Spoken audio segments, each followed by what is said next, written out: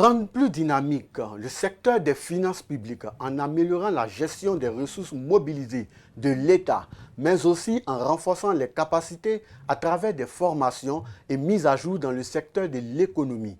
Une vision que prône le chef de l'État, son Excellence le colonel Mamadi Doumbouya, et le Premier ministre chef du gouvernement, Dr Bernard Gomou, à travers son ministre du budget, Dr Lansana Condé, qui a la lourde responsabilité de gérer le budget de l'État.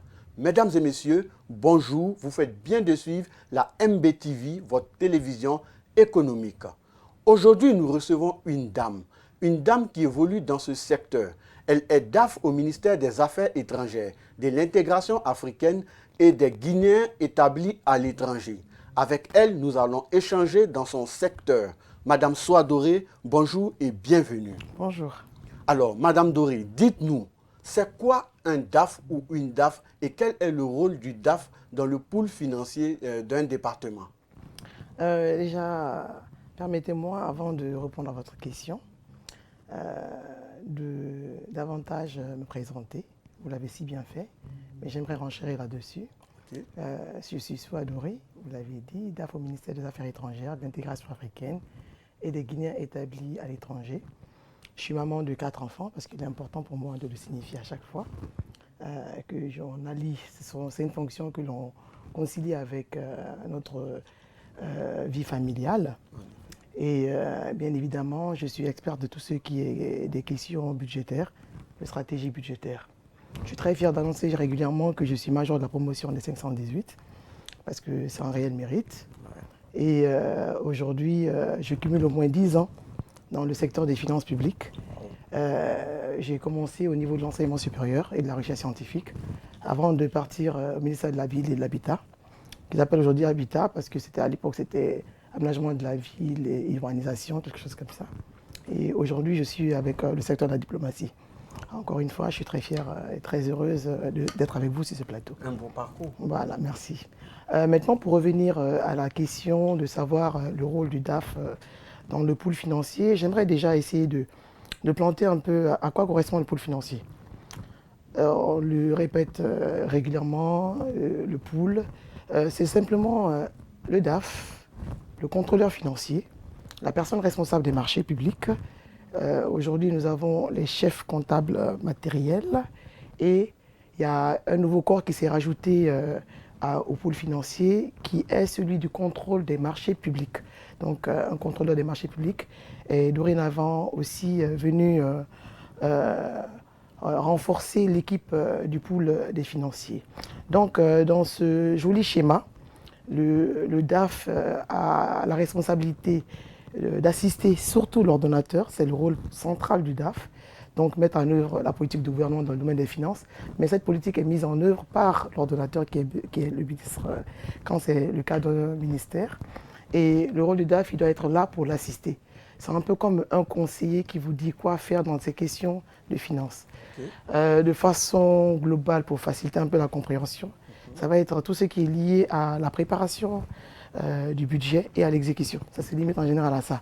Et toutes les tâches annexes vont concourir à ces deux objectifs, préparer le budget et exécuter le budget. Okay. Donc ça passera par tout ce qui est comment je pourrais dire, l'animation financière au niveau du pool, assister toujours l'ordonnateur dans tout ce qui est animation financière au niveau du pool, la gestion des moyens financiers et matériels du département, les rapports d'exécution qui sont à la responsabilité du DAF, qui doit les préparer pour le compte toujours, je l'aime le signifier, de l'ordonnateur, parce que nous sommes des services d'appui mis à la disposition d'un ministère pour appuyer l'ordonnateur dans la mise en œuvre de son programme.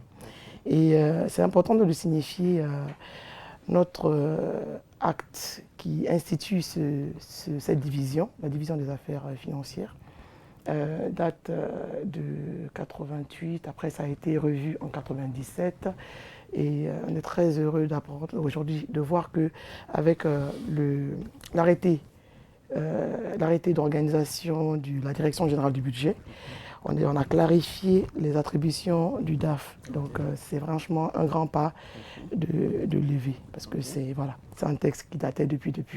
Et aujourd'hui, on est conforté dans notre position hautement stratégique. Voilà. Alors, une belle explication. C'est vrai que vous avez parlé un peu du pool financier, vous avez essayé de détailler un peu les acteurs qui sont dans ce pool. Mais je vais quand même vous demander, parce qu'aujourd'hui, le citoyen lambda a un peu une nuance, ils n'arrivent pas à faire la différence entre un DAF et un comptable. Est-ce que vous pouvez nous spécifier un peu la différence entre ces deux acteurs? D'accord.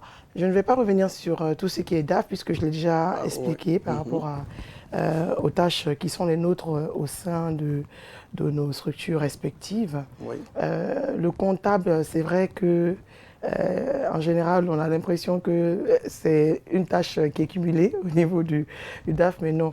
Le comptable, dans les finances, dans le secteur public et notamment les finances publiques, le comptable, il n'est même pas dans les départements sectoriels. On n'a pas de comptable. Donc en longueur de journée, j'essaie de l'expliquer un peu au niveau de la hiérarchie. On n'a pas de comptable au niveau des départements. Les comptables sont au niveau du ministère des Finances, du Trésor public. Là-bas, nous avons des comptables qui sont assignataires des dépenses publiques. Vous avez par exemple l'agent comptable central du Trésor qui lui gère tous les paiements en devises. Lui, c'est un comptable en fait. Le payeur général de l'État, qui est une femme, je suis très heureuse, on est très fiers de le dire, c'est une dame, et elle gère tout ce qui est dépenses en GNF. Donc toutes les dépenses de l'État qui sont effectuées en GNF, ce comptable public procède au paiement. Et donc ça va aller dans le sens de tout ce qui est... Parce que le budget ne se limite pas que vous les dépenses, c'est ce qui est en général dans nos têtes. Donc il y a les dépenses et les recettes. Parce que pour dépenser, il faut d'abord les recettes. Justement. Donc, ces deux volets mis ensemble, les comptables interviennent sur ces deux secteurs. Donc, la phase administrative, qui est tout ce qui est engagement de la dépense, liquidation, mandatement et du ressort des sectoriels. Donc, l'ordonnateur et son pool financier en cette phase. Donc, tous ceux que j'ai cités comme pool n'interviennent pas, ils ne sont pas des comptables. Voilà. Donc, le chef comptable qui est l'adjoint direct du DAF est un chef comptable. C'est une fonction administrative, ce n'est pas une fonction comptable. Et le comptable maintenant, lui, il est au niveau du trésor public parce que c'est lui qui a la responsabilité de payer les dépenses. C'est lui qui a la responsabilité d'encaisser les recettes de l'État. Donc là, dans la pratique, le DAF ne manipule pas de l'argent. Voilà, c'est une idée reçue que le DAF a un gros coffre. Quand vous arrivez, on cherche le coffre dans le bureau en arrivant. C'est ce qu'on pense toujours. Où le coffre du DAF, il y a de l'argent là-dedans. Non, le DAF ne gère pas de la liquidité. Il ne touche pas, il ne manie pas les fonds. On devient comptable de fait quand le ministre des Finances prend un acte pour vous nommer comptable de fait ou comme un régisseur. Donc dans une structure, dans un département, si pour parfois des menus dépenses, la mise en place d'une régie d'avance, c'est-à-dire c'est un montant qui est mis à disposition de façon liquide pour gérer tous les petits paiements. Pour changer une ampoule, vous n'allez pas partir engager la dépense. C'est un montant, une petite réserve qui est mise à disposition.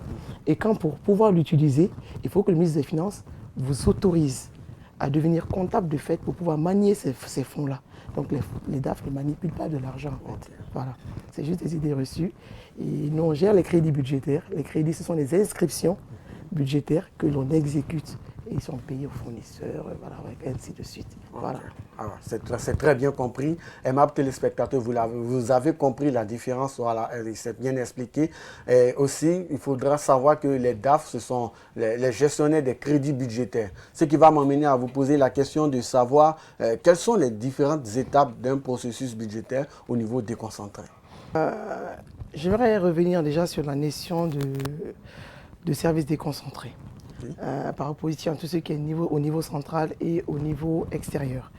Donc au niveau central, je pense que c'est ceux que nous connaissons, que nous maîtrisons tous. Ce sont les services que nous trouvons dans les administrations centrales.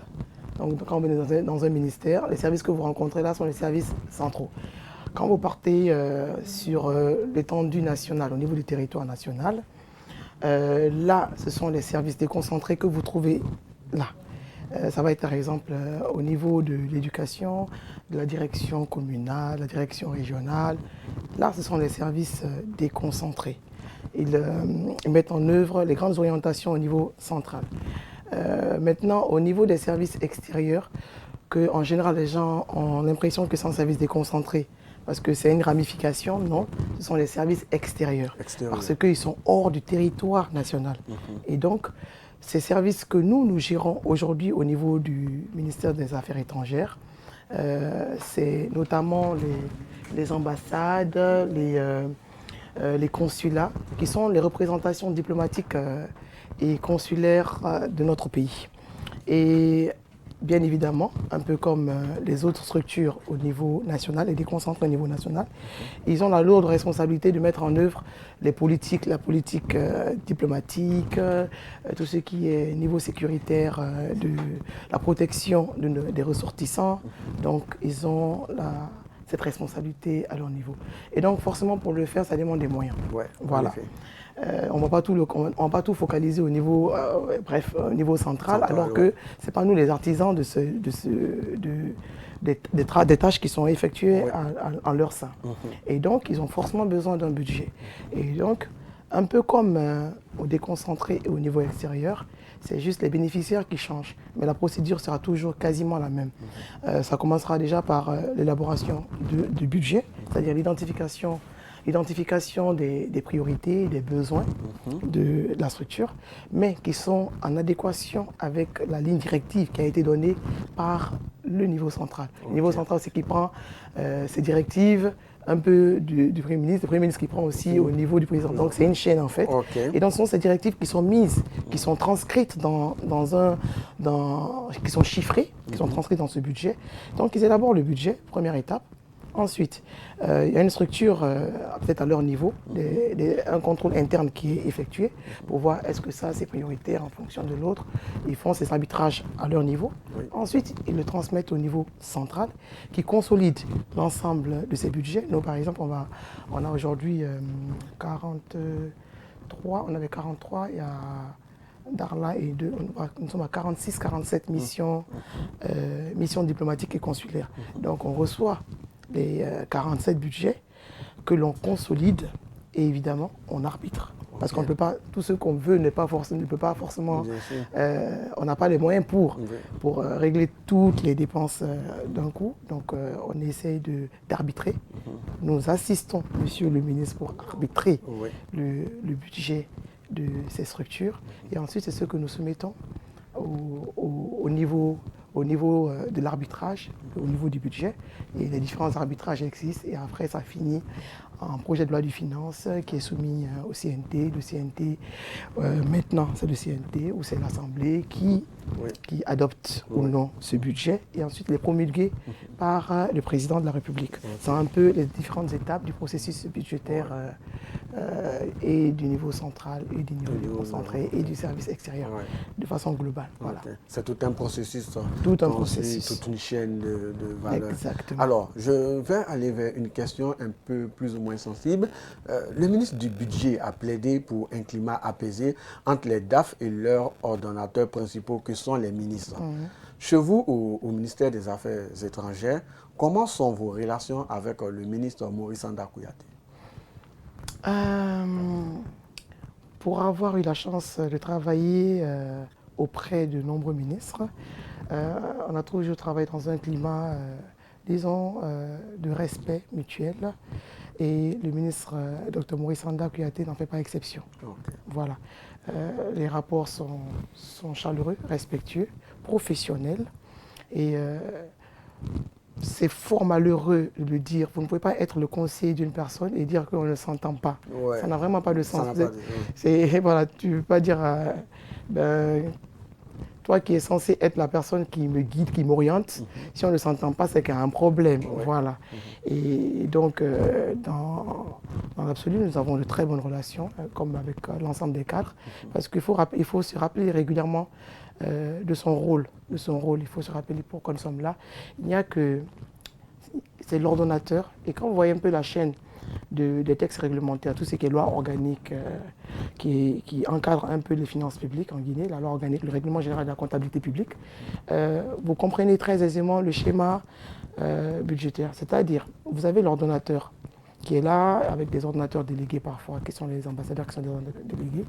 Vous avez le contrôleur financier dans cette chaîne et vous avez le comptable. Ce sont les 3 qui sont recueillis dans cette chaîne.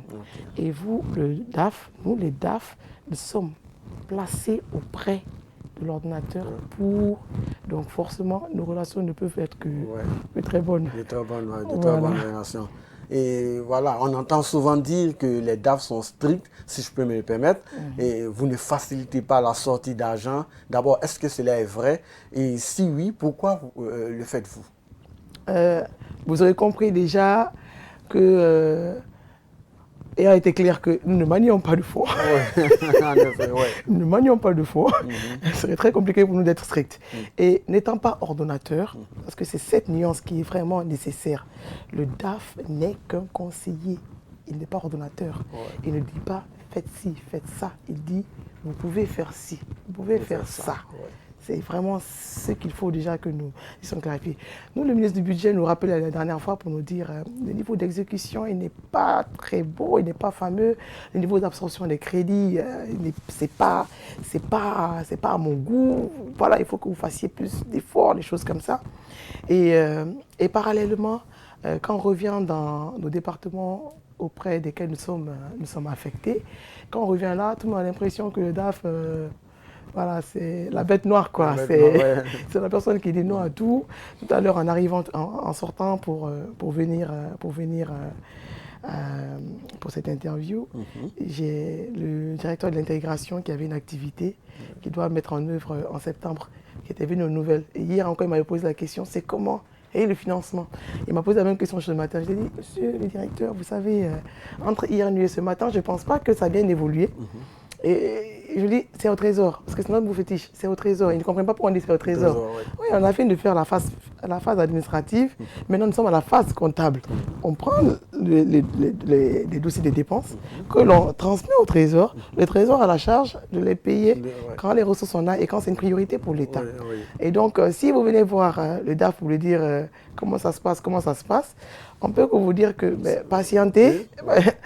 En essayant de vous faire comprendre que la phase paiement n'est pas de son ressort. Donc, suivons ensemble le dossier, espérons que ce soit payé. Ça sera payé si toutes les conditions sont réunies. Mais en fait, nous ne sommes que des conseillers, j'aime le répéter, des conseillers de l'ordonnateur. C'est important, c'est important. Voilà, chers internautes, chers téléspectateurs, vous l'avez bien compris, nous sommes avec Madame Souadoré, elle est DAF au ministère des Affaires étrangères, de l'intégration africaine et des Guinéens établis à l'étranger. Madame Souadoré, parlons du renforcement des capacités. Le ministère du Budget, à travers la Direction générale du budget, a organisé une formation des DAF et chefs comptables sur la plateforme d'élaboration du budget de l'État, PLEB. Alors, cette formation, vous avez participé. Dites-nous en quoi consiste cette plateforme et quelle était la nouveauté? La plateforme d'élaboration du budget, la PLEB, comme on aime l'appeler communément, c'est un outil qui est mis à disposition des acteurs budgétaires, voilà, pour faciliter, parce que c'est vraiment ça. On préparait le budget avant, mais ça facilitait. Il faut l'air à la digitalisation, c'est pas vous que je vais l'apprendre. Et donc, dans cet élan, cette plateforme vient nous faciliter un peu nos tâches quotidiennes. Je vous explique un peu ce qui a changé et, par rapport à ce que nous faisons aujourd'hui. Initialement, je vous ai dit qu'on passait par l'étape préparation du budget. Ça n'a pas toujours ce qui est maintenu. Nous recevons des lettres circulaires qui nous donnent les grandes orientations et ensuite les travaux démarrent avec les différentes annexes, on les appelle les annexes, qui vous disent un peu par exemple si on le voulait salaire, il faut renseigner l'effectif, il faut mettre combien tel perçoit, bref, c'était un fichier Excel que vous receviez et que vous renseignez, après vous rejoignez les pièces justificatives derrière et tout. Vous aviez à la fin une grosse brochure, une très grosse brochure comme ça, juste pour la phase, disons, préparation du budget. Et après, vous aviez les pièces justificatives qui en faisaient une seconde brochure dans laquelle vous mettriez les différents contrats qui justifient les contrats de location, bref, tout ce qui pouvait justifier la dépense que vous sollicitez était jointe également à côté.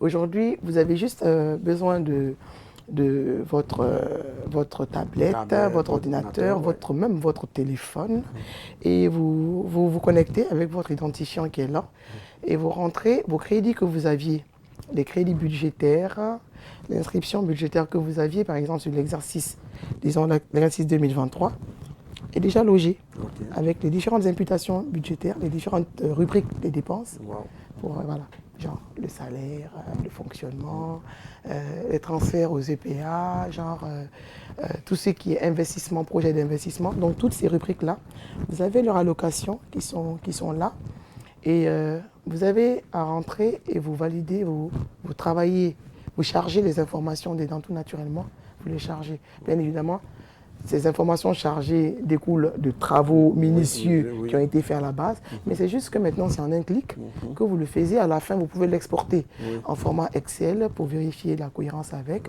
Mais la grosse nouveauté de cette année, ça a été qu'elle soit adaptée à recevoir le cadre de dépenses à moyen terme, appelé le CDMT. Vous entendez souvent le CDMT. Oui. Voilà, c'est une programmation pluriannuelle. Le budget, en général, on le prépare pour l'année prochaine. Genre, on est en 2023, on prépare le budget pour 2024. Mais ce n'est pas dans les bonnes pratiques. C'est vraiment d'avoir une vision sur 3 ans. À moyen terme. Exactement. 2024, 2025, 2026, préparer le budget, c'est 3 ans. Et l'année de base, 2024, devient votre projection pour l'exercice prochain. Donc c'est vraiment la grosse innovation de cette année. Et la formation